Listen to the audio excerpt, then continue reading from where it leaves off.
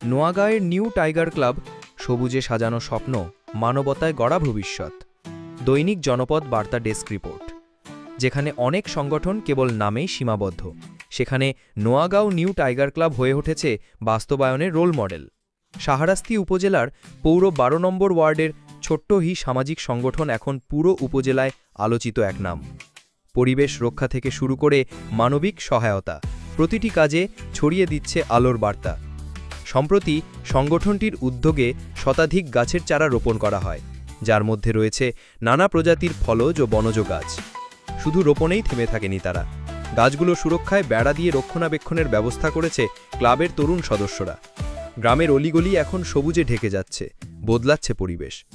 শুধু গাছ নয়, শাহরাস্তি উপজেলার প্রখ্যাত ওয়াকওয়েতে সামাজিক সচেতনতামূলক বাণী লিখে ক্লাবটি তৈরি করেছে ভিন্ন মাত্রার দৃষ্টান্ত। বিভিন্ন বাণী পথচারীদের মনে জাগাচ্ছে নতুন চিন্তার ঢেউ। নিউ টাইগার ক্লাবের কাজ এখানেই থেমে নেই। রক্তদান কর্মসূচি, অসহায় ও দরিদ্রদের খাদ্য সামগ্রী বিতরণ, জাতীয় দিবসে গ্রামীণ খেলাধুলোর আয়োজন, প্রতিটি কাজে থাকে ক্লাব সদস্যদের সরব অংশগ্রহণ। এলাকাবাসীর কাছে তারা এখন আর কেবল ক্লাব নয়, বরং সংকটে ভরসার এক নাম।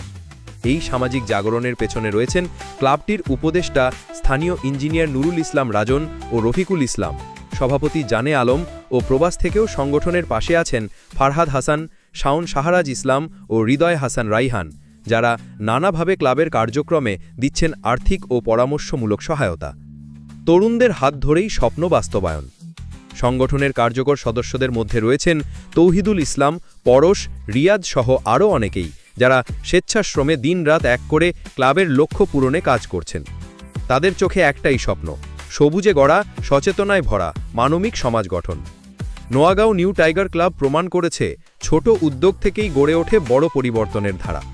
এই ক্লাব শুধু একটি সংগঠন নয়, বরং তরুণদের হাত ধরে একটি আলোকিত ভবিষ্যতের প্রতীক হয়ে উঠছে।